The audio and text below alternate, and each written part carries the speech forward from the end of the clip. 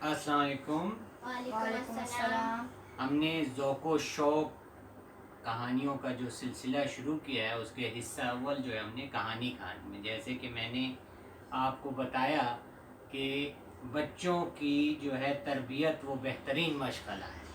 अब बच्चों की तरबियत में सिर्फ जो है उस्ताज़ा का किरदार नहीं होता, बल्कि उसमें जो है वालिदैन का, उनके रिश्तेदारों का, बहन भाइयों का, और सबसे अहम बच्चों का ख़ुद भी उसमें बहुत मरकज़ी किरदार होता है।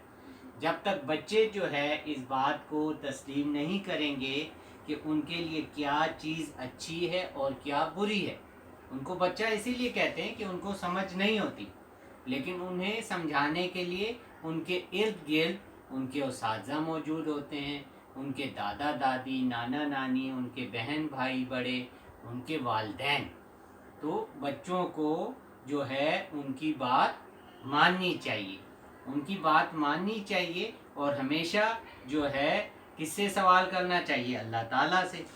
तो हमने जो है कल भी एक कहानी पढ़ी थी जिसमें जो है हमने बिस्मिल्लाह की फजीलत के हर काम जो है वो हमें किससे? बिस्मिल्लाह जो है पढ़ के शुरू करना चाहिए। अब आज भी हमारी जो कहानी है उसका उन्वान है एक ही दर। दर कहते हैं दरवाजे को, यानी जब आपके घर पे कोई फ़कीर आता है तो वो क्या करता है? दरवाज़ा खटखटाता है। तो इसी तरह आपने जो है, आपको कोई तकलीफ़, परेशानी, कोई हाजित होगी तो आप किसका दरवाज़ा खटखटाएंगे? घर का। लेकिन किसके? अल्लाह के घर का, अल्लाह ताला का।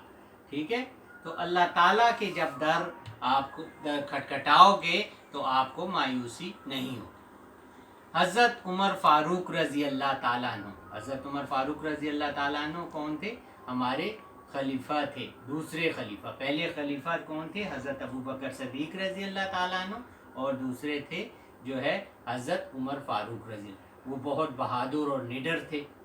उनके पोते सालिम रज़ी अल्लाह ताला अन्हु एक मरतबा खाना काबा में तशरीफ़ लाए।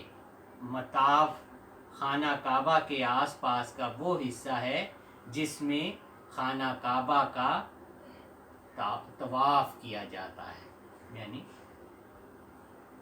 तो उन्होंने क्या कहा? मैं आपकी मुलाकात वक्त के बादशाह हशाम बिन अब्दुल मलिक से हुई। हशाम ने सलाम के बाद अर्ज़ किया, हज़रत कोई ज़रूरत हो तो हुक्म फरमाइए ताकि मैं आपकी खिदमत कर सकूं। आपने फरमाया, हशाम, मुझे बैतुल्लाह शरीफ के सामने खड़े होकर अल्लाह के सिवा किसी और से ज़रूरत बयान करते हुए शर्म आती है। अल्लाह के अदब का तकाजा ये है कि यहाँ सिर्फ इसी के सामने हाथ फैलाया जाए। क्यों? अभी आपने कहा ना कि हमें मुसीबत और परेशानी के वक्त किसका दरवाज़ा? अल्लाह का दरवाज़ा। तो ये उधर अल्लाह के घर में मौजूद है। तो उनको दूसरे बादशाह ने कहा, वो बहुत बड़ा बादशाह था, कि आपकी कोई ज़रूरत हो तो मुझे बताएं। उन्होंने कहा, नहीं, मैं तो ऐसे बादशाह के दर पर खड़ा हूँ, घर पे खड़ा हूँ, कि मैं अगर उसके रहते हुए किसी और से मांगूंगा तो क्या होगा? मुझे शर्म आएगी। हशाम लाजवाब होकर खामोश हो गया। तकदीर से जब आप हरम शरीफ से बाहर निकले तो हशाम भी ऐन इसी वक्त बाहर निकला।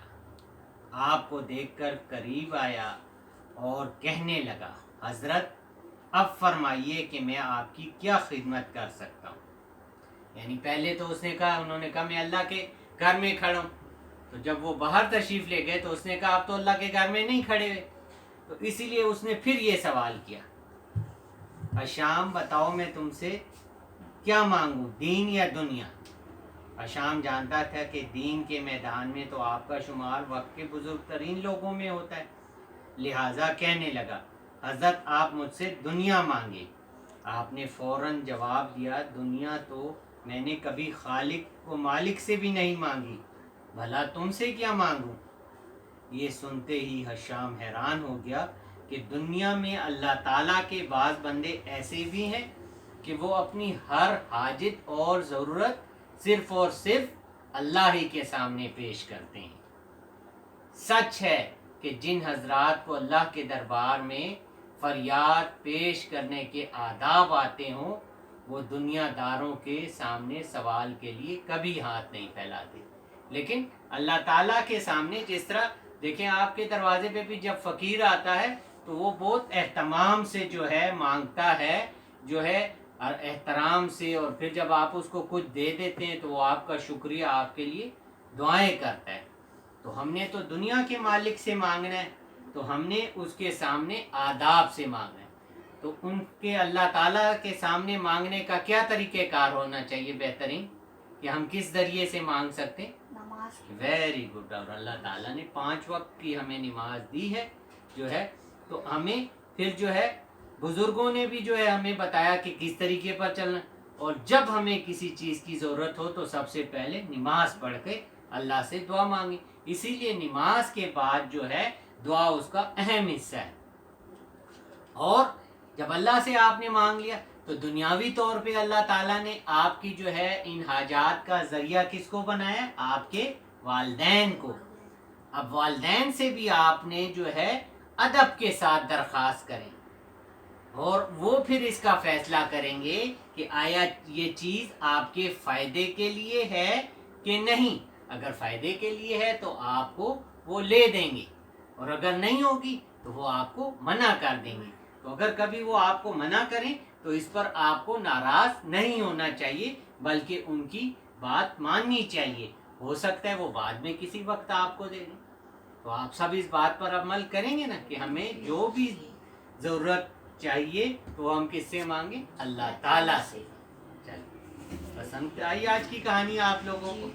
چلو، بہت بہت جو ہے آپ لوگوں کا شکریہ کہ آپ لوگوں نے کہانی سنی اور اب اس پر عمل بھی کر رہے ہیں۔